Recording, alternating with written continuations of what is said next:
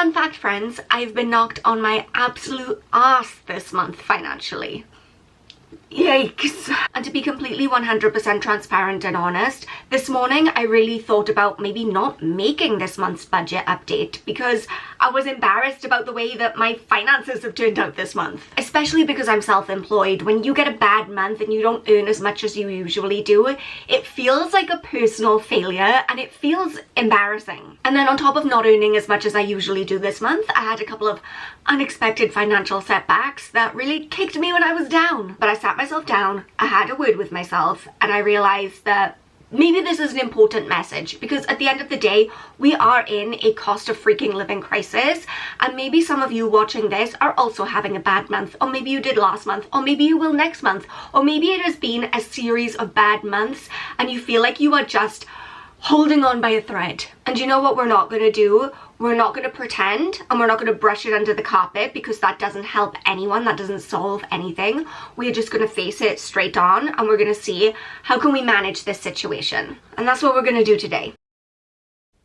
So hey friends, it's me, Amy Rebecca, your internet bestie for all things personal development, intentional living and dream chasing, and spreadsheet nerd extraordinaire. Welcome to the monthly budget update. This month is a damage control special. This morning I logged into my business account to pay myself for the month and I was like, where is all my money? I knew roughly how much should have been in there and there was significantly less. So my email service provider for my email newsletter that I send out, I pay them annually and it's usually about £150 a year. However, the cost is based on how many people you have subscribed to your email list. Last month I got about 900 extra people just from nowhere. It was wild times.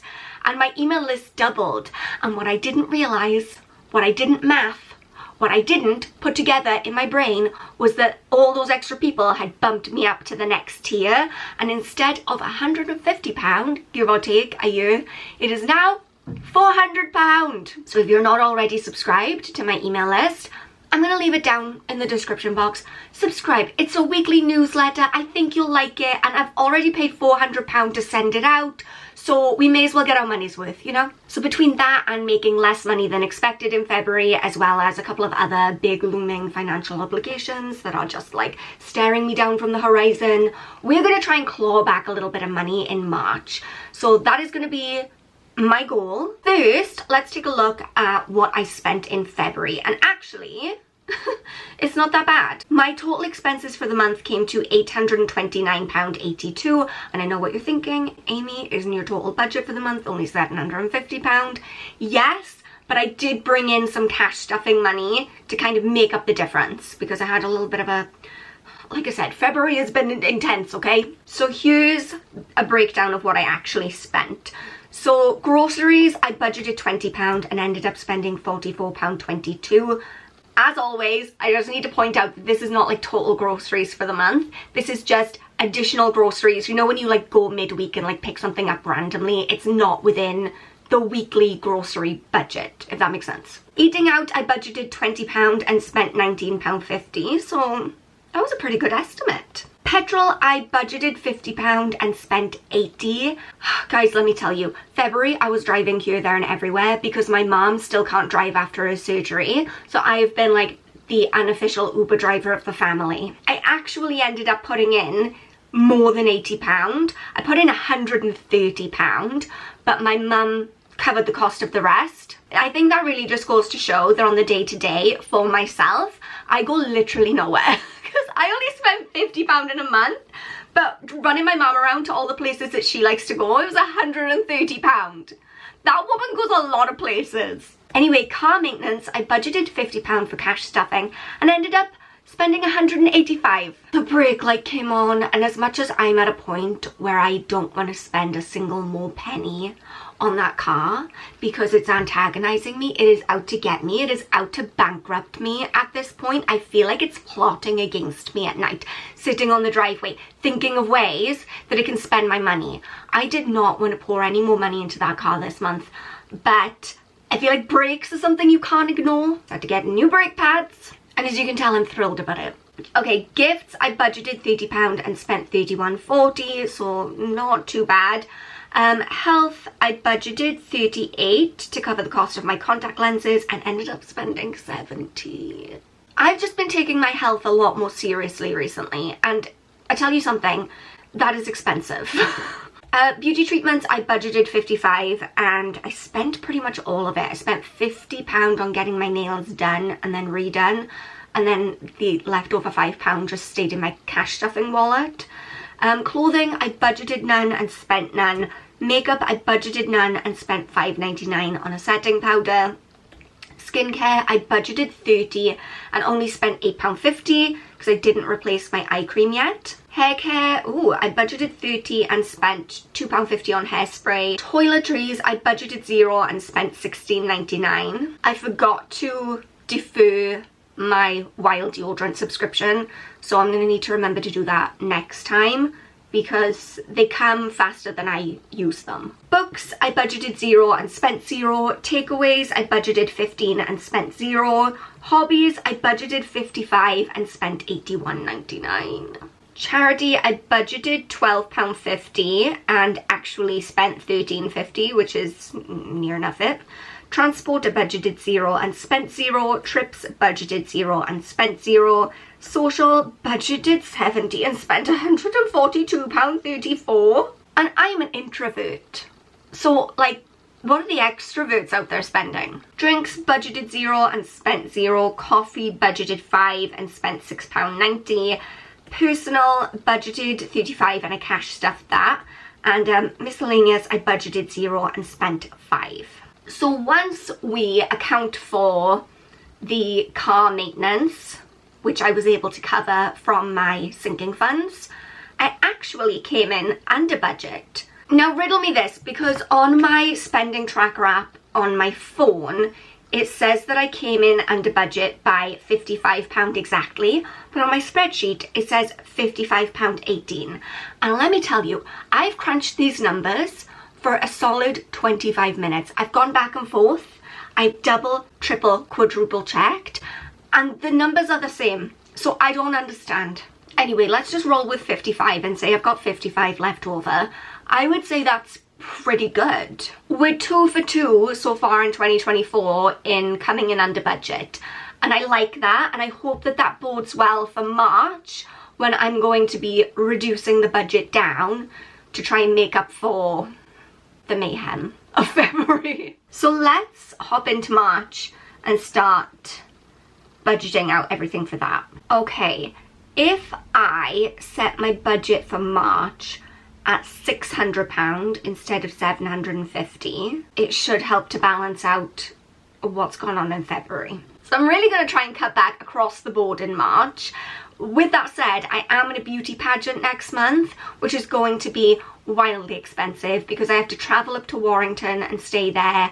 I've got to get a spray tan, I've got to get my hair and makeup done, I've got to, what am I even doing? I don't know. I know that's a problem for a different day, okay? But all I know is that that's going to be quite pricey. So we're going to have to try and like really be mindful within every other category. I'm going to try and keep my additional groceries down to £10. Eating out, if I could keep that down to 20, I shouldn't really eat out, but I'm going to, but I shouldn't. But will I? I'm going to put £15. I'm going to spend at least another £50 on petrol. I need to cash stuff £50 for my car maintenance. I'm going to cash stuff £30 for gifts. I'm going to cash stuff £35 for my contact lenses. Beauty treatments. Look, this is a category that I could easily cut down on if it was not for the fact that I'm in a freaking beauty pageant this month.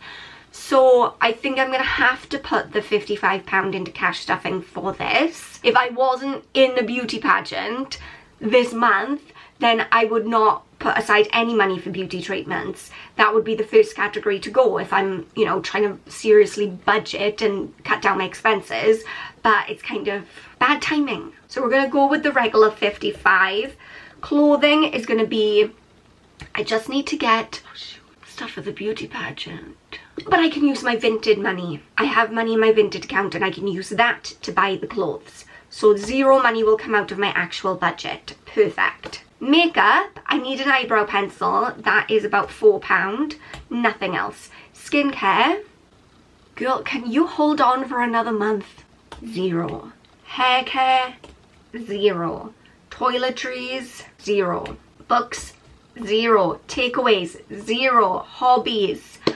I spend £40 a month on my Krav Maga membership, £10.99 on my gym membership. I'm also going to have all the pageant stuff, and I would put that under hobbies. In my soul, I know the answer is £200, but I just don't want to spend that much. Okay. Yikes. Charity, I'm going to cash stuff £10. Oh, and I also have my subscription to Born Free, so that's £12.50. Transport, 0. I'm just going to have to opt to not leave the house. Trips. Oh, I take that back. I'm going on a trip tomorrow. The timing of everything is not good. Like, the 1 month that I really need to cut back on my expenses happens to be the month that I'm going away twice. Okay, I've already paid for the hotel. I'm not going to need to pay for transport to get there. So really, it's just going to be a matter of food while I'm there. Can I do £70? I don't have £70 to spend right now. Social, I would rather just be a hermit for the month. I have a brunch coming up that I've already paid for, so I just need to pay for train tickets. That'll be about £15. Stop, why have I got so much booked in March? Literally every weekend of March I'm doing something. How is anyone supposed to save money under these conditions? Look, I'm gonna put 70. Drinks, 0. Coffee, 0. Personal, I'm not gonna cash stuff anything for that this month, and then I'll bring it back next month just for the sake of trying to keep to this £600 budget. And I've got 0 for miscellaneous either. So this is really tight when I actually look at this through realistic eyes, because usually when I'm putting in and I'm budgeting out like my expected expenses, I'm kind of just doing it on a whim, as opposed to this month I've really thought about how much is it going to cost to get through this month. And the truth is, it's going to cost a lot, because I have so many things already planned. I have a lot of things I've already paid for to go to, like tickets to go to events, but then you have to pay for food and drinks and transport to get there and back. So, yikes. Okay, so if I can stick to this, then I will come out at £601.50. So I'm going to have to just be like wildly careful. I'm going to have to be laser focused this month. Treat yourself is not the vibe.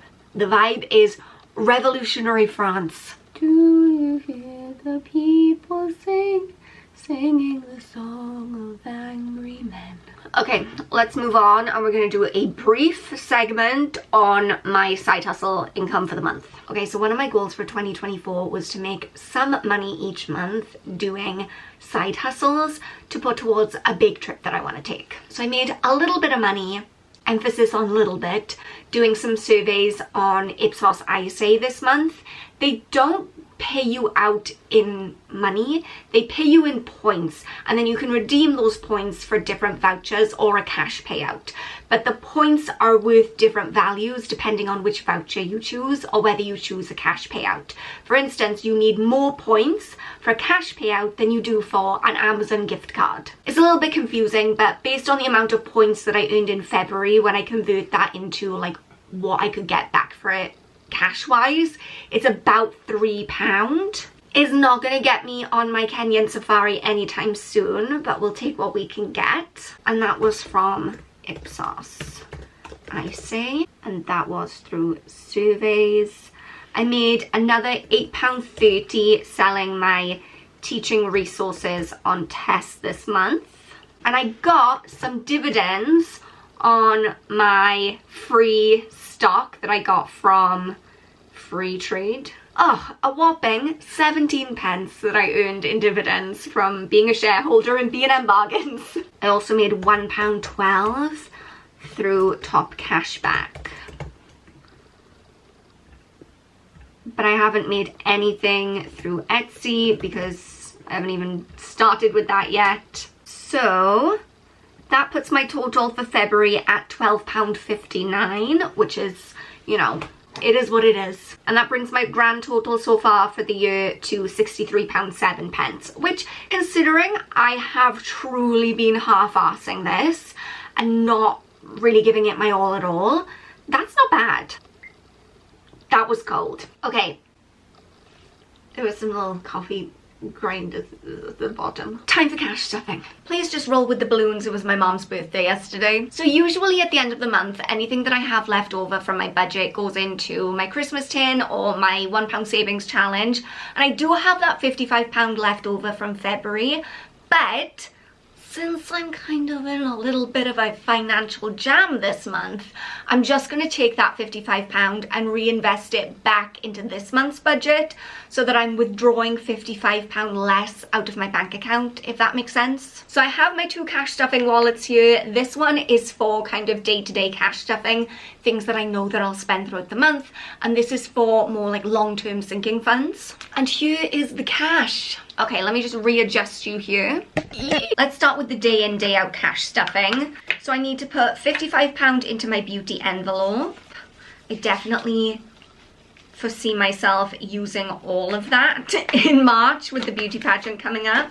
Then I need to put another £35 into my health envelope to pay for my contact lenses. And I need to put £50 aside for my petrol for the month. Okay, that's everything for that one. Now we have more kind of long-term sinking funds. By the way, I will link both of these cash stuffing wallets in the description box down below, as well as my spreadsheet that I use and anything I think you'll find useful. Gifts! The envelope that is always empty. I need to put £30 in there. I need to put aside £50 for my car. I'm not putting anything into my personal envelope this month. So now it's just my phone bill, which is 15, and charity, which is 10. Wonderful. I tell you something, cash stuffing and sinking funds really have made a huge difference in my financial situation, because it's the big expenses that kind of come out of the blue that kept knocking me on my butt before. But for instance, in the past, I would be spending all of my monthly budget every month, and then something like I'd have to pay for my contact lenses, which I buy in bulk and they're really expensive, or I'd need to get new brakes on my car, or I'd have to pay for my car tax or insurance or MOT, or my god, that car is bleeding me dry. But you know what I mean, these expenses that aren't regular and just crop up once or twice a year. I hadn't made any provisions for those. I was sticking within my monthly budget every month, but then these things would come along and suddenly I'd have to find the money. Whereas this way, by setting the money aside every month, my budget for day-to-day expenses is smaller because I'm taking a big chunk and squirreling it away. But it does mean that if I have an issue with my car, or if I need to pay for something like gifts is not a good example because that envelope is always empty. But you know what I mean? Like, there is money set aside for specific purposes, and it just makes my finances far less stressful. Anyway, remember that you are enough just as you are. I love you so much, and I will see you guys soon. Bye.